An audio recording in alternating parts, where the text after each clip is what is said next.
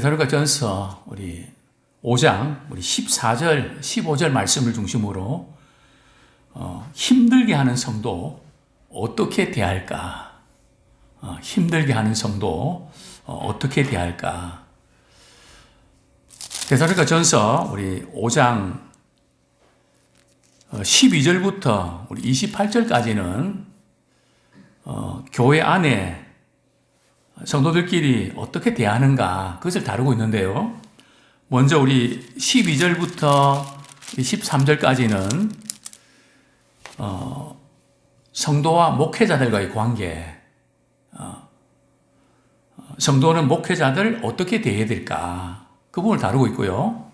오늘 우리 14절부터 우리 15절까지는 또 교회 안에서 좀 이렇게 문제를 일으킨다고 할까요? 조금 힘들게 한다고 할까요?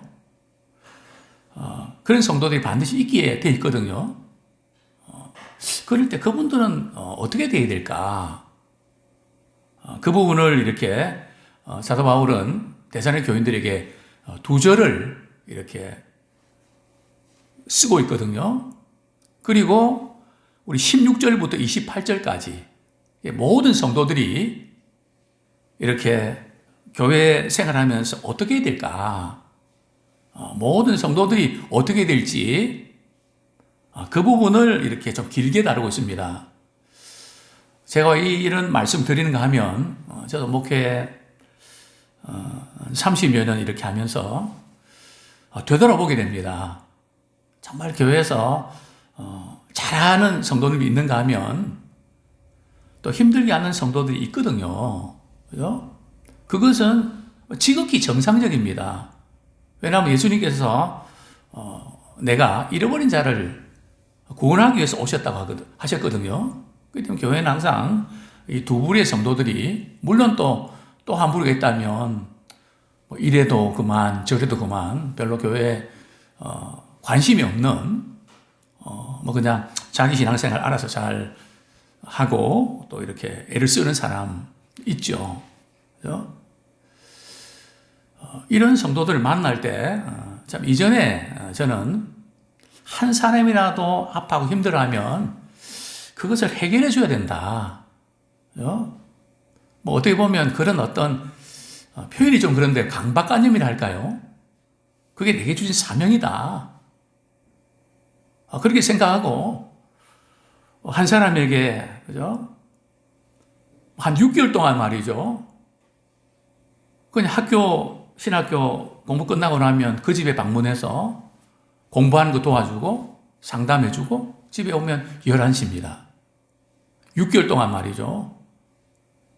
우리 아이들 이제 남편의 손이 또 필요하고 이럴 때, 우리 학생을 바라보면 불쌍해서 말이죠. 고쳐줘야 된다고. 참 그렇게 했던 시간도 있었는데요. 물론 참 보람도 있고 잘했다 생각되는데 참 목회를 하면서 어떻게 되나 되돌아볼 때 교회 안에 좀 정말 잘 섬기는 분들 소홀하지 않았나. 그분들은 조금만 관심 가져도 힘을 받을 텐데 잘하니까. 우리 집에서도 어떤 자녀들에게 신경 쓰입니까? 잘하는 자들에게 신경 쓰입니까? 그건 당연한 얘기거든요. 속색이고 이런 에너지를 훨씬 많이 썼거든요. 그러다 보면 그 집에 잘하는 자녀들이 이렇게 마음에 상처가 생깁니다. 뭐 교회는 그렇지 않을까요? 그래서 이 설교 유튜브를 듣는 우리 목사님들 계신다면 정말 잘하는 우리 성도님들 특별히 신경을 좀 많이 쓰십시오. 조금만 신경을 쓰셔도 그분들 잘합니다. 당연히 잘하겠지가 아니라 또 조금 힘들게 하는 성도에게도 물론 관심을 쏟아야 되는데요. 너무 진을 빼지 마십시오. 잘 이렇게 에너지를 잘 분배해서 우리가 할 수 있는 것은 최선 다하고요. 할 수 없는 것은 주님께 맡기면서 기도하면서 나가십시오. 이 안배를 잘 이렇게 하지 못하면 목회 자체가 많이 어려워집니다. 자, 이제 우리 데살로니가 교회는 어떤 힘들게 하는 성도들이 있었을까요? 우리 본문 우리 14절 데살로니가전서 5장 14절 세 부류의 성도들이 있는데요. 예, 어떤 성도들일까요? 14절 같이 한번 읽겠습니다. 시작. 또 형제들아 너희를 권면하노니 게으른 자들을 공개하며 마음이 약한 자들을 격려하고 힘이 없는 자들을 붙들어주며 모든 사람에게 오래 참으라. 데살로니가 교인들 가운데는 참 어떤 성도들이 좀 힘들게 했을까요? 첫 번째는 게으른 자들. 게으른 자가 누굴까요?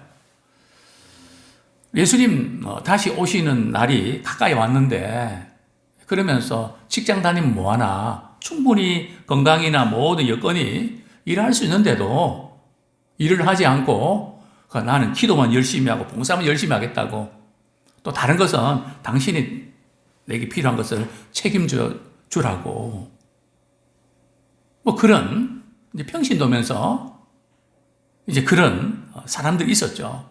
이분들 시간이 많이 남으니까 여기저기 다니면서 말이죠. 그냥 몸으로 안 하고 말로 말이죠. 막 그냥 관계도 불편하게 만들고 마음에 상처를 주고 뭐 이런 사람들이 있었죠. 또 두 번째 부류의 사람은 어떤 사람이라 성도들이라고요? 마음이 약한 사람, 마음이 여린 성도. 아주 소심하다 그럴까요? 자, 세 번째 부류는요. 힘이 없는 사람. 이 세 부류의 사람들이 데살로니가 교회도 있고 오늘날 한국 교회도 우리 교회도 있습니다. 이런 성도들을 우리가 바라보면서 우리는 어떻게 해야 될까? 우리 간단하게 한번 살펴보고자 합니다. 첫 번째로 게으른 사람은 어떻게 대해야 할까요?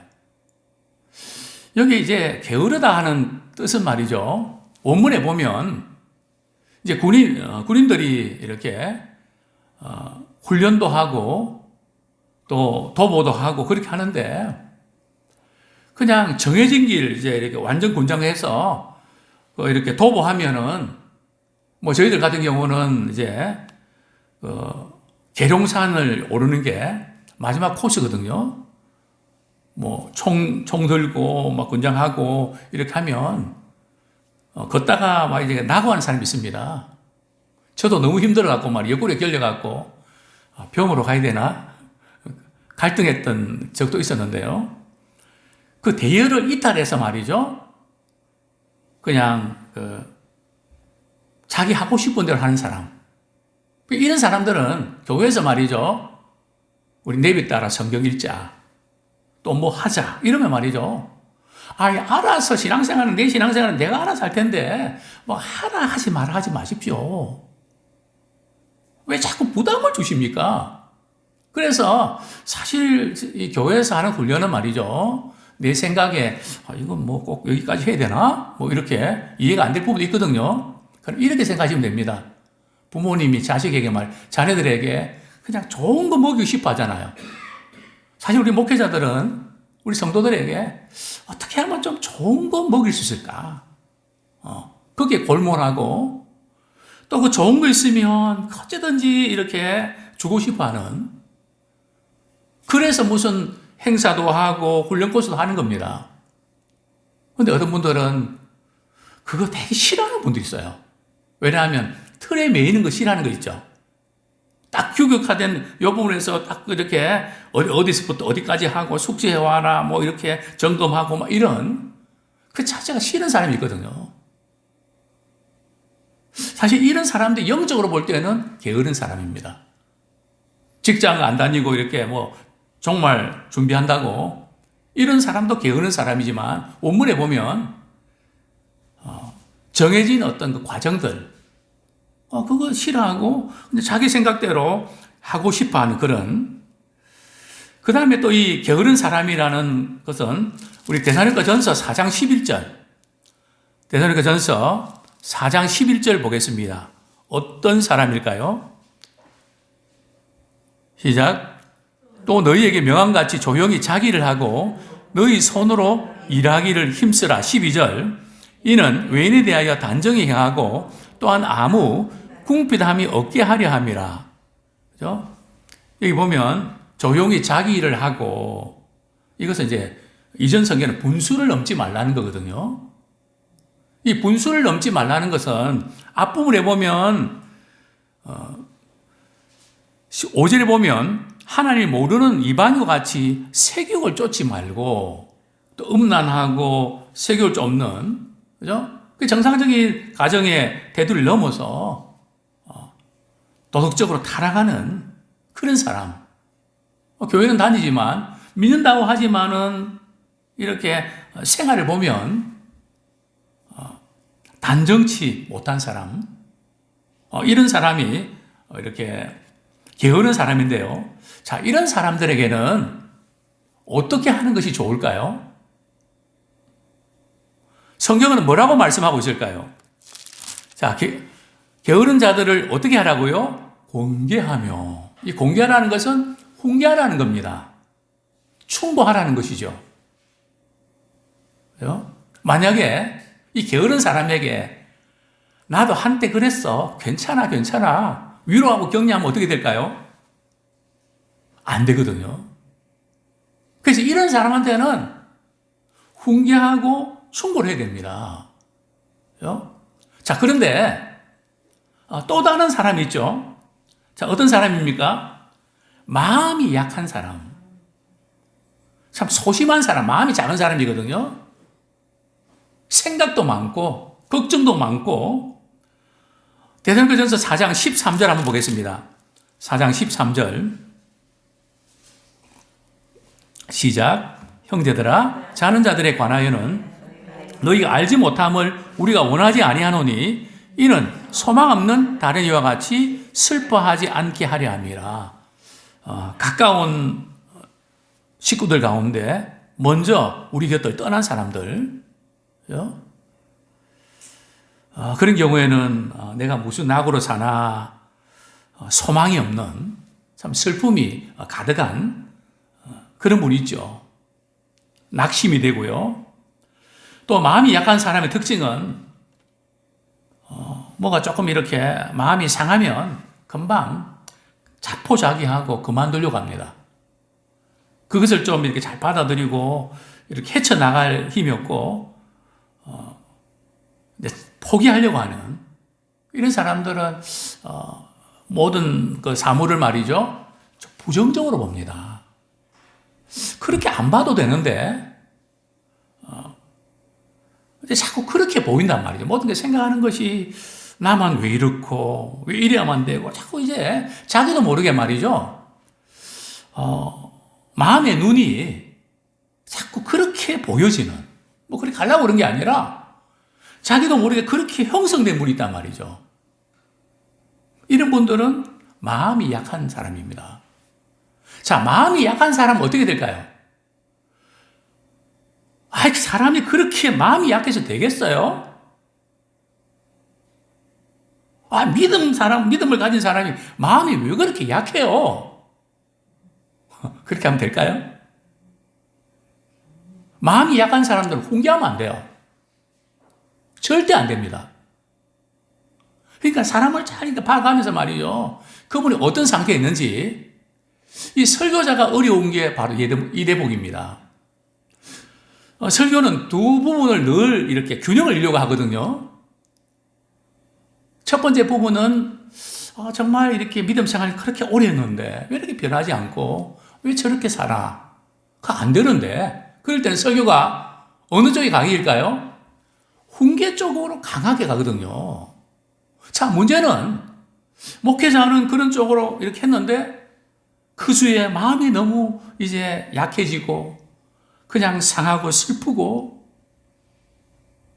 이런 마음을 가지고 교회 왔는데 목회자가 설교할 때는 뭐 이래서 되겠습니까 하는 쪽으로 막 그렇게 설교 들으면 어떤 마음이 들까요? 시험 들겠죠. 그죠? 마음이 부담되겠죠. 잘하려고 하는 마음이 안 생기고 다 싫어지겠죠. 그죠? 그래서 참 설교자가 어떤 때는 위로의 설교하지만 어떤 때는 또 훈계하는 설교를 하거든요. 그런데 성도들은 다양하단 말이죠. 그죠? 그럴 때 그걸 어떻게 받아들이는가 굉장히 중요합니다. 그러니까 마음이 약한 사람에 필요한 건 뭡니까? 데살로니가전서 우리 5장 14절 한번 보겠습니다. 마음이 약한 자들 어떻게 하고요? 격려하고. 그죠? 마음이 약한 자들은 격려를 해야 됩니다. 그죠? 즉 용기를 북돋아 줘야 된다는 거죠. 이거 말고 다른 거 다시면 안 돼요. 마음이 약해서 힘들어 보이는데 거기에다가 막 욕을 해버리면 말이죠. 그냥 질려버린단 말이죠. 이것을 잘 살펴야 됩니다. 그죠? 마음을 굳게 하는, 그죠? 오늘 마지막 찬양 불렀던 반드시 내가 축복하리라. 그죠? 정말 이렇게 마음이 약하고 내가 참 어떻게 할 수 있을까? 그 약속을 굳게 붙잡고, 그죠? 뭐, 나 아무 필요도 없고 그런 것 같아요. 아니에요. 집사님 얼마나 귀한데요? 집사님 같은 분을 정말 찾기 힘든데 얼마나 좋은 부분이 많은데요. 이렇게 해야죠. 집사님 그렇게 말씀하시니까 내가 하는 말인데 그러면서 말이죠. 초치는 그거는 좀 마음에 좀 여유가 생기고 힘을 받을 때 하는 말이지 이제 꺾이고 상해있을 때는 말이죠. 그냥 격려해 주는 것이 필요합니다. 자, 세 번째로 힘이 없는 사람에게는 어떻게 대해야 될까요? 자, 여기 힘이 없는 사람이 누굴까요? 돈이 떨어져서 힘이 없는 사람일까요? 몸이 아파서 힘이 없는 사람일까요? 뭐 때문에 힘이 없는 사람일까요? 여기 힘이 없다는 것은 말이죠. 몸이 약한, 그래서 힘이 없는 게 아니라 믿음이 약한 사람을 말합니다. 그렇죠? 믿음이 약한 사람. 그러니까 교회는 믿음이 약한 사람이 있고 강한 사람이 있거든요. 고린도 교회도 항상 바울은 이 부분을 염두에 두면서 교회 안에 나 같은 사람만 있는 게 아니라 믿음이 약한 사람도 있다. 또 믿음이 강한 사람도 있다. 서로 강한 사람, 약한 사람이 같이 교회 생활 하는데 강한 사람은 약한 사람한테 어떻게 될까? 이 부분을 계속 강조하고 있지 않습니까? 자, 믿음이 약한 사람은 어떻게 됩니까? 아이, 권사님, 믿음이 그렇게 약해서 어디다 써먹겠어요? 그죠? 정말 이렇게 실망이다, 실망. 그죠? 설령 그렇다 할지라도 우리가 믿음이 약한 사람에게는 어떻게 된다고요? 우리 14절에 보면 힘이 없는 자들을 어떻게 해요? 붙들어주며. 그죠? 믿음이 약한 사람들 말이죠. 넘어지게 하면 안 됩니다. 태클을 걸어갖고 말이죠. 그죠? 믿음이 약한 사람은 믿음이 강한 사람이 붙들어주라고 있는 것입니다. 그죠? 저는 이 말씀을 이렇게 생각하면서 이전에 우리 연세드신 우리 권사님들과 참 많이 다녔습니다. 성경 컨퍼런스 하면서 80이 넘으신 분들 지팡이 짚고 말이죠. 또 비틀거리기도 하고 경사진고도 이렇게 하면 혹시 실수해서 자녀들이 말이고 자녀들이 걱정하면 그래서 제가 항상 이렇게 계단이 좀 있거나 그러면 대기를 합니다. 그죠? 혹시라도 넘어질까 봐. 그죠? 붙들어주는.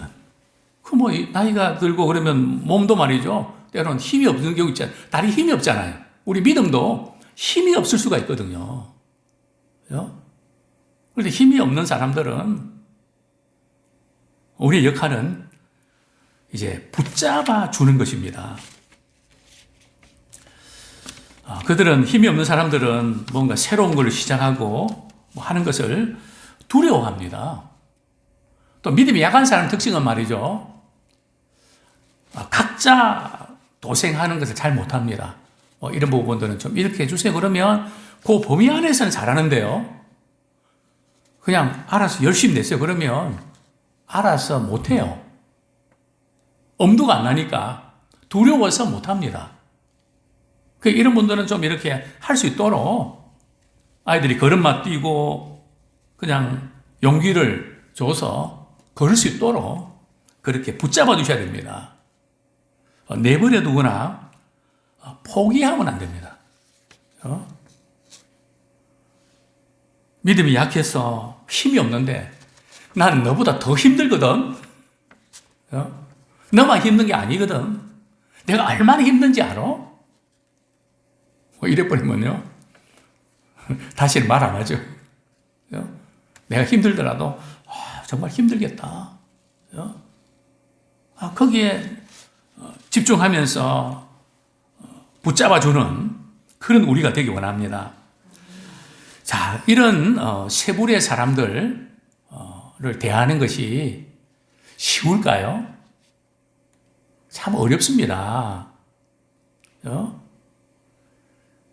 게으른 사람 이렇게 훈계한다는 거, 또 마음이 약한 사람 위로하는 거. 사실 마음이 약한 사람 위로하면요, 그걸 잘 안 받아들입니다. 자존심 상해하고 말이죠. 왜 나한테 그런 말을 하는데요?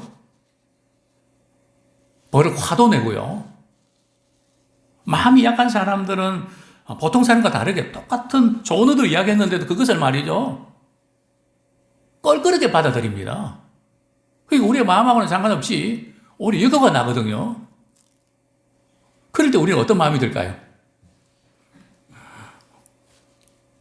참, 이 마음이 약한 사람이 자포자기 잘하는 것처럼 우리 또한 그 말하고 싶은 마음이 안 들까요? 또 힘이 없는 사람 붙들어 주려고 그러는데 말이죠, 막 화를 내고 말이죠. 그런 분 있지 않습니까? 간혹 나이 드신 분 가운데 좀 이렇게 제가 또 이렇게 넘어질까봐 좀 그렇게 하면 자존심 상해하는 분들이 계신 것 같아요. 내가 이제 내가 할 수 있는데 왜 자꾸 그러시냐고. 그 붙잡아 주려면 손을 팍 치는 분도 있다니까요. 물론 우리 교회는 없습니다. 지금은 없습니다. 예?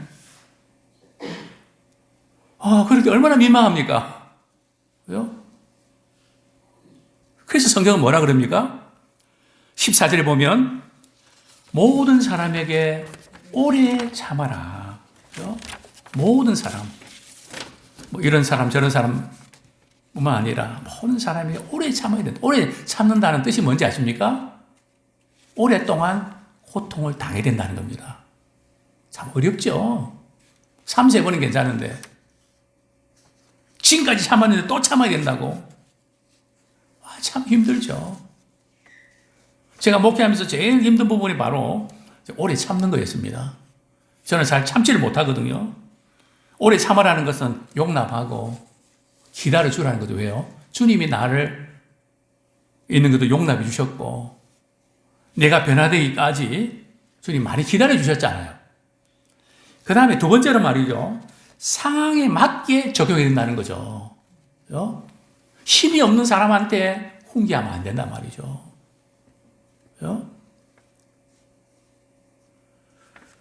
또 게으른 사람에게 그냥 위로하면 안 된단 말이죠. 그러니까 이게 이제 사람에 따라서 다양한 이 부분들을 상황에 맞게. 그래서 우리 기도해요. 하나님, 오늘 제가 누구랑 대화하면서 참 꿈을 사랑하고 참 이랬으면 좋겠는데 제가 무슨 말 해야 될지 가르쳐 주세요. 참아 이렇게 사람 만나서 대화하는 것도 기도하면서 하나님의 지혜를 구해야 됩니다. 자, 마지막으로요. 15절 말씀 같이 읽겠습니다. 시작. 삼가 누가 누구에게든지 악으로 악을 갚지 말게 하고 서로 대하든지 모든 사람을 대하든지 항상 선을 따르라. 자, 여기 보면 모든 사람을 대하든지, 여기 모든 사람은 신자뿐만 아니라 불신자들, 모든 사람 오래 참으라, 이것도 역시 신자와 불신자 다 포함할 수 있습니다. 자, 기본 원리가 뭡니까? 악으로 악을 갚지 마라. 유대인들은 이에는 이, 눈에는 눈. 그래서 말이죠. 앞니를 부러뜨렸으면 꼭 앞니를 딱 부러뜨립니다. 귀를 다치겠으면 그 귀를 다치게 합니다. 이게 무슨 뜻인가 하면 말이죠. 개인적으로 그렇게 나한테 좀 피해를 입힌 사람한테 그렇게 피해를 입히라는 것이 아니에요. 이것은 법정에서 이런 범법 행위가 있을 때 그런 복수하고 그럴까봐 이렇게 공정하게 해야 된다. 그런 법에서 나온 그런 적용이거든요. 예수님께서 개인적으로 할 때는 뭐라고 말씀하셨죠? 자, 누가복음 6장 27절부터 29절까지만 한번 읽겠습니다. 누가복음 6장 27절부터 29절. 예, 같이 한번 읽겠습니다. 시작. 그러나 6장 27절 시작. 그러나 너희 듣는 자에게 내가 이르노니 너희 원수를 사랑하며 너희를 미워하는 자를 선대하며 너희를 저주하는 자를 위하여 축복하며 너희를 모욕하는 자를 위하여 기도하라.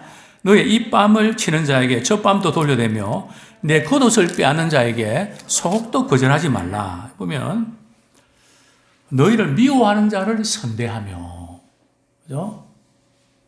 미워하는 자에게 잘해주라는 말이죠. 우리 입장에서는 억울합니까? 미워하는 자들에게 말이죠. 뭔가 어떻게 해대고 싶은데 잘해주라고요? 저는 이 말씀 묵상하면서 하나님 너무하신 거 아닙니까? 나한테 너무 얼마나 힘들게 하고 그랬는데, 그래서 미움이 생겼는데 잘해주라고요? 그때 주님이 저에게 이렇게 물으시는 것 같았습니다. 그래, 계속해서 미워하고 이를 갈면 누구한테 안 좋은데? 우리 자신이 안 좋거든요. 그러니까 하나님께서 원수를 사랑하고 이런 모든 것이 우리를 가해를 입히고 그 사람을 위해서 하는 것이 아니라 바로 우리를 보호하기 위한 조치입니다. 만약 우리가 말이죠, 악을 악으로 갚으면 어떻게 되나요? 우리도 악한 사람이 되어버리죠. 그죠? 또 그분에게 그렇게 힘들고 고통당했는데 그분을 고통 준 것을 생각하면서 계속 시달린 것이 얼마나 이중 삼중 고통을 당합니까? 그래서 성경은 거기에서 벗어나기 위해서 주님이 우리에게 이것을 요구하셨던 겁니다. 악으로 악을 갚지 말고 어떻게 하라고요? 항상 선을 쫓아라. 항상 선으로 악을 이겨라. 선이 뭡니까? 사랑하고 섬기는 것. 우리는 선으로 악을 이기는 자가 될지언정 악을 피하거나 악을 악으로 갚지 않는 우리가 되기를 원합니다. 오늘 우리 기도 제목 같이 읽고 우리 함께 기도하겠습니다. 시작.